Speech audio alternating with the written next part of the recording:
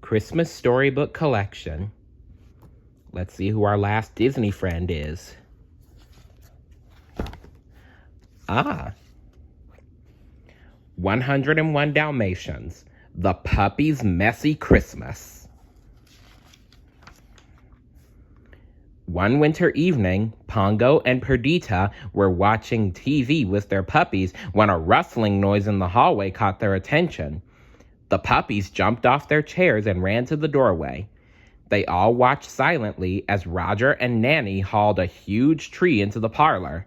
It was fresh and green and made the room smell like a pine forest. "What's going on?" Rolly asked, turning to look at his mother. "Don't worry, dear," said Perdita. "It's Christmas Eve. This is just the beginning." "Christmas?" Lucky asked. "It does look like a mess." He wagged his tail. "Not Christmas, Lucky. Christmas." The parlor floor was covered with pine needles, boxes of ornaments, tinsel, garlands, and strings of small lights. Anita was waiting in the parlor to help Roger and Nanny. The puppies looked on in awe as their human pets began acting very strangely. Roger hung shiny colored globes on the branches. Anita was winding a garland around the tree. When the tree was finished and the room tidied, Roger flipped a switch.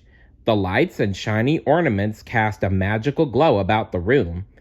The puppies looked wide-eyed at the tree.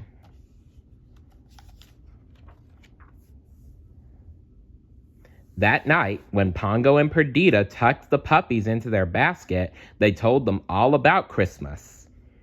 "It's a time when people show their families and friends how much they care for them," Pongo said. He explained how humans sent cards, baked cookies and fruitcakes, and sang festive carols. "It may sound strange, but you'll grow to love the holiday season," Perdita said.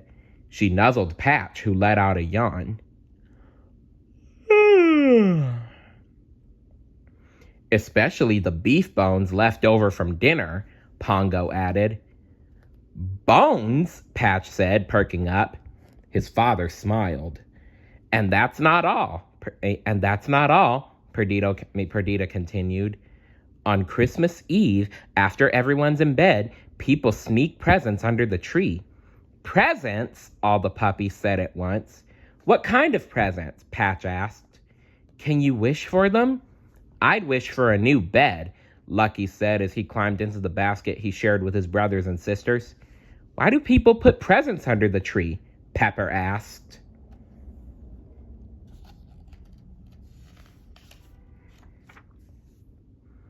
"Christmas is about giving," Pongo told the puppies. "People give presents to their friends and family to show how much they love them." "I wonder if we will get any presents," said Rolly. "Maybe," Perdita replied. "Anita gave me a new collar last year." "And I got a red ball," said Pongo. "I hope someone loves us," said Penny. "You are all loved, whether or not there are presents under the tree," Perdita said. Now it is time for bed. Tomorrow is a big day." On Christmas morning, the puppies woke at dawn. They crept into the parlor. Sure enough, there were piles of brightly wrapped packages under the tree. "We are loved!" Freckles cried. The puppies dove into the pile of presents. They tossed the packages around and ripped and tore at the colored paper. "Christmas is fun!" Rolly exclaimed as he shook some wrapping paper out of his mouth. "Oh dear, I don't think you should be doing that, pups." Lucky pulled open a box. "Perfume?" he said and wrinkled his nose. Penny dropped a spotted necktie out of some tissue paper. "Why do I need more spots?" Freckles held up a large handkerchief. "What's this for?" he asked. Just then, they heard Roger and Anita's voices in the hallway. The puppies looked at each other in alarm. "Let's get out of here," Rolly said. The puppies scampered around the room, hiding behind the sofa, under the chairs, and in the folds of the curtains.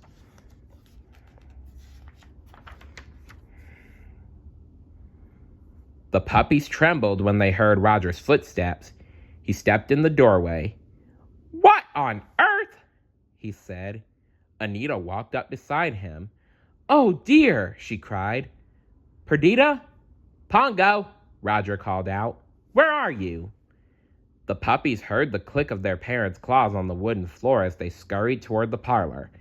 When they came into the room, Pongo said, "Woof!" and Perdita repeated, "Woof!" The puppies looked at each other uncertainly. "We're in for it now," Lucky whispered. Then they heard something very strange. Anita started to laugh. Roger said, with a chuckle, "Looks like we had some help opening our gifts." "Wasn't that kind of the puppies?" Nanny said as she walked into the room and saw the mess of paper and ribbon. "I wonder where they've gone off to," Roger said with a twinkle in his eye. "Here, pups." "There are still so many boxes to unwrap," Anita said, shaking her head. "I do wish they'd come and help." The puppies slowly crept out from their hiding places and gathered around the tree. Roger pointed to the packages. "Go for it, boys and girls." "Yip, yip!" The puppies attacked the presents, tearing into the bright wrappings and the tangled ribbons. When the puppies grew tired of rolling around in the wrapping paper, Anita brought out a large basket. "Sorry we didn't have time to wrap these," she said. "But then," she smiled, "you've done enough work for today. Maybe you've done enough work for today." She handed each puppy a squeaky toy. From the bottom of the basket, she pulled out 2 Christmas sweaters for Pongo and Perdita. "Anita knitted them herself," said Roger with pride. That evening, after Christmas dinner was over, the puppies were still full of energy. They weren't ready to go to bed. "We like Christmas," said Pepper. "We like our toys," said Rolly. "We like wrapping paper," said Patch. "But remember what we told you about Christmas?" Perdita asked. She nudged her children toward their basket. "It's a time for giving." "It's also about forgiving." "It's also about forgiving," Pongo said gently. "You were lucky that Roger and Anita weren't upset that you unwrapped their presents." The puppies' heads drooped a little. "We're lucky to have 2 wonderful humans," Perdita said softly. "That is the best present of all." The puppies raised their eyes to their mother hopefully.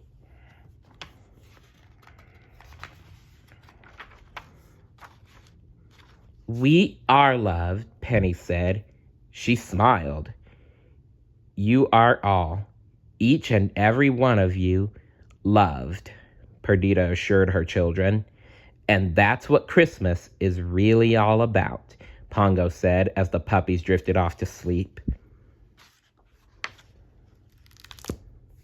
The end. So remember, even if there aren't any presents under the tree for you, just remember that you are loved. In fact, that's another thing that Christmas is all about. Love. And love is the best thing ever. And I want each and every one of you out there to know that you are all loved. And I hope you enjoyed the Christmas Storybook collection. See you later. Bye.